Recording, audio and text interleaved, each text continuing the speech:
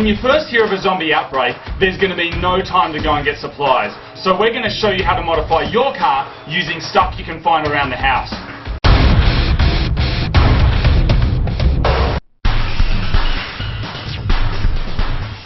A sports car would be our usual choice on Mighty Car Mods because they're fast and great for morale, but they can't go off-road and they have limited storage.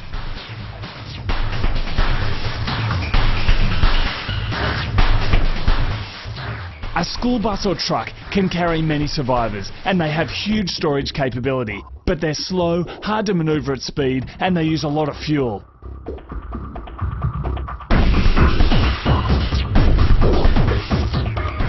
Tanks are like a moving fortress and they're all-terrain, but they're also hard to come by, difficult to drive and have limited space.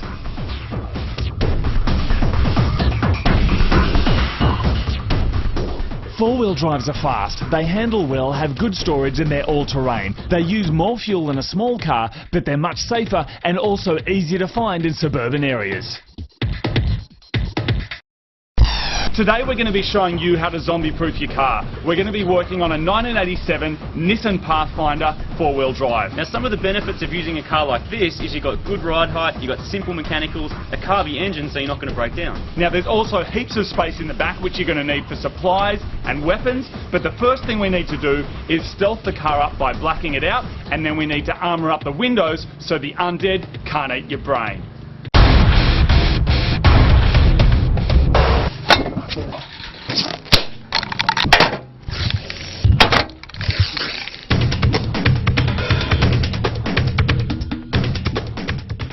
So the car's been totally blacked out, now it's time to work on protection. Because a zombie would be through this glass and gnawing on your flesh in seconds.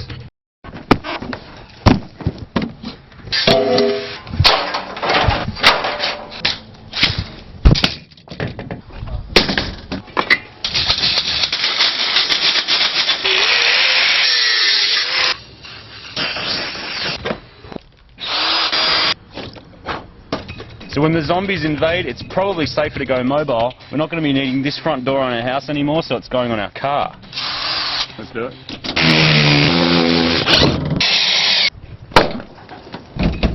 So there is nothing getting through there.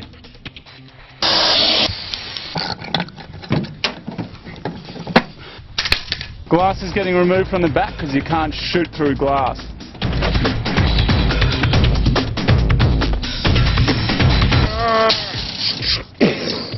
Okay, so as much as you want to protect your car from the undead, you also need some access points where you can get your weapons out. Sometimes you're going to need to grab zombies, you might want their clothing, you might just want to kill them for the fun of it. We're going to be covering that in the entertainment section, but you do need some points in the car where you can get your weapons in and out.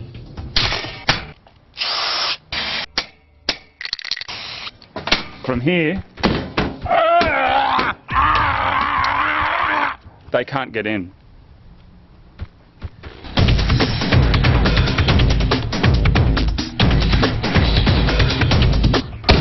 Okay, so we fortified the car and there's protection over all the windows. Is there anything else we need to look into now? Well, when you're escaping a city as such as Sydney, you've got 4 million people here, you're looking at probably 3/4 of those turning into zombies. So you're going to be surrounded by these zombies, you're going to have to push through them. We're going to have to reinforce the bumper so we can just smash our way through the hordes of the undead. Now when you say smash your way through, are we talking about kind of 80 k's an hour here, or is the idea to go you slow? You can go 80 k, but you'll have body parts and limbs flying everywhere. Yeah. You don't want to go, you just kind of want to push through them. They're not going to get through this stuff in a hurry, so you can take your time. Okay, so the trick now is to make sure the front of the car is fortified enough so we can plough through the undead.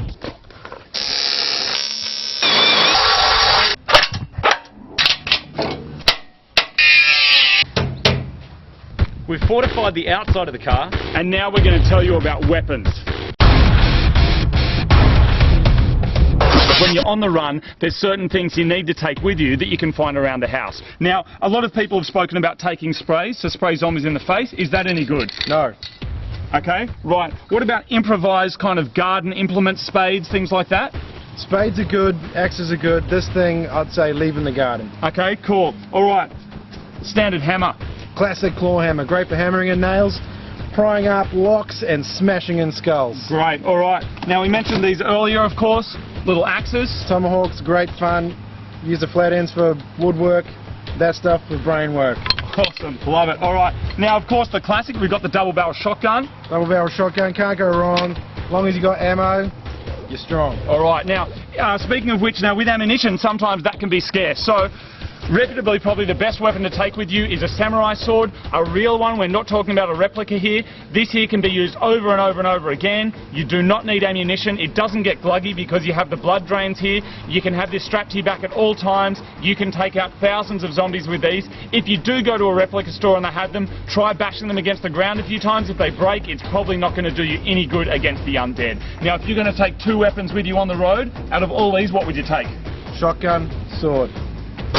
So what is the best way of attacking zombies from a vehicle? Well, it's always best to keep moving. So you need a driver, you need a gunner. Right, okay, so when we're talking a gunner, are we talking riding shotgun in the passenger seat? You can ride shotgun, there's nothing wrong with that, but for a full spectrum advantage, you want to pop the top. When you say pop the top, you mean have someone sitting on the roof? Cut a hatch, mate. Alright, we're going to cut a hatch.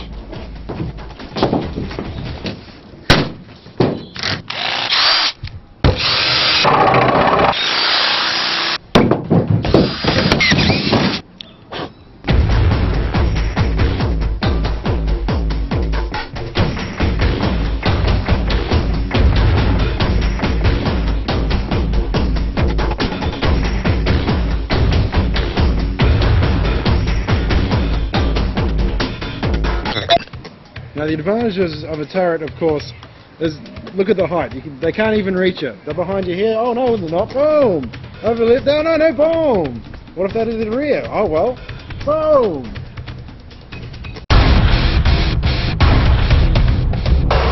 Obviously, communications are vital for your survival and anyone travelling with you. So can we talk about that a little bit? Sure. When the zombie plague hits, all forms of communication we're used to, cell phones, internet, they're all going to be gone within a matter of days. CB radio, that's the way to go.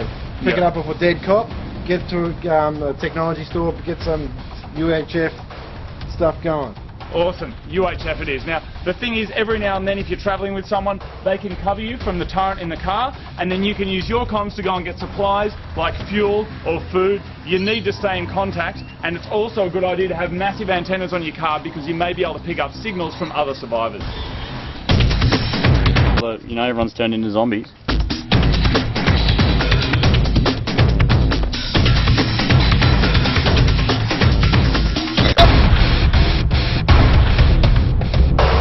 We're now going to teach you some survival basics to keep you on the move and alive. Now make sure you've got heaps of spares. Spare tyre, spare fuel, lots of tools to keep your car going, as well as a squeegee to clean the zombie guts off your windows. Sometimes Molotov cocktails go wrong, make sure you've got a fire extinguisher. Now water is something that you need to survive, so when you find a fresh source of water, make sure you've got containers to fill up because you're going to need it. Always make sure you carry a ladder on top of your four-wheel drive. You can pull up next to a shop, go up through the hatch and break into a shop without setting foot on the ground. Now later on we're going to discuss quickly books that teach you how to distill urine, and also some books which teach you how to farm food from your own body.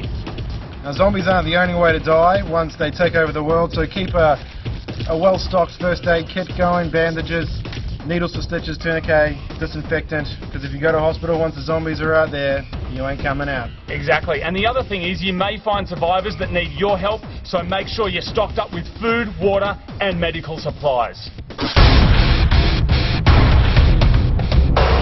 If you want to survive the zombie apocalypse, then you need knowledge. Knowledge is power, and power means you get to keep your brain. These are some books that you must read. The first one is How to Build a Power Generator. This one was featured on the MacGyver show. He sold millions of copies, and therefore you can get second-hand copies easily.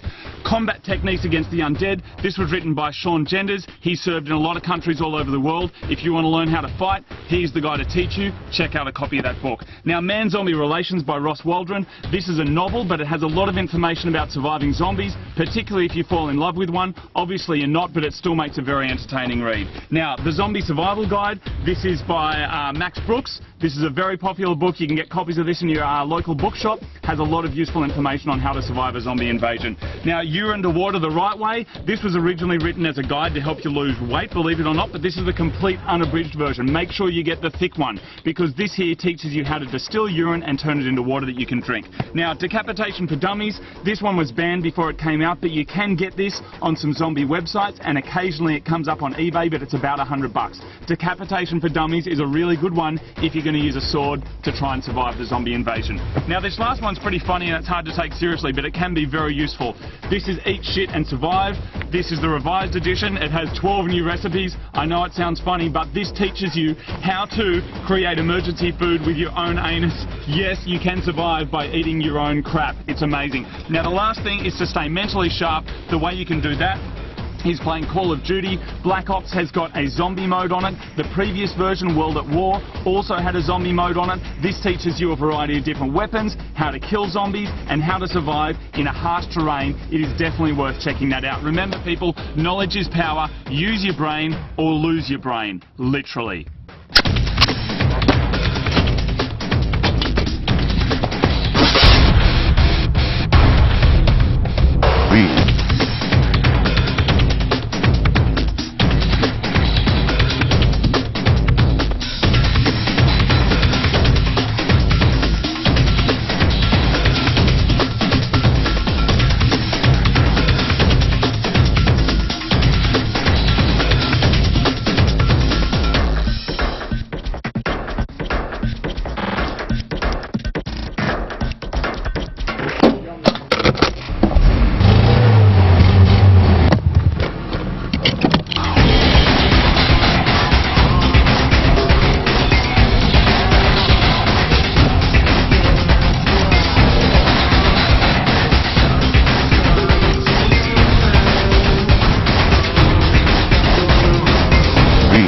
We hope that this presentation has helped educate you on how to stay alive when the zombie apocalypse happens. Now, during this presentation, we went through choosing the right vehicle and also how to armour it to keep you safe. We've also gone over important things like weapons, communications, and equipment you're going to need when you're out there on the road. We've also covered first aid, how to get food and water, and most importantly, how to educate yourself on how to stay alive from these brain-sucking beasts. And when the zombie apocalypse comes, keep a cool, calm, collected head, and you'll keep your soul. Because ultimately, at the end of the day, the only thing that's going to save you is you.